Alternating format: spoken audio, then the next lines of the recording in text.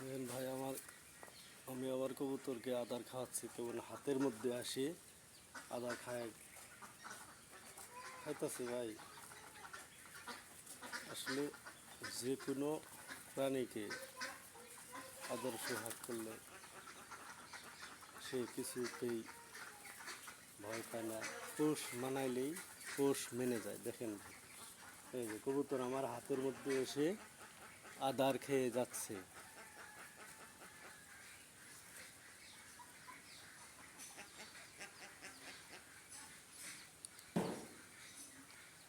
কি সুন্দর,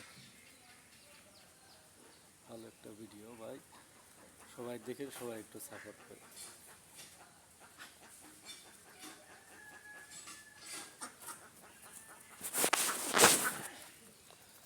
যে কোনো প্রাণীকে এভাবেই পোষ মানানো যায়, যেমন যেভাবে আমি হাতের মধ্যে কবুতরকে আদার খাওয়াচ্ছি।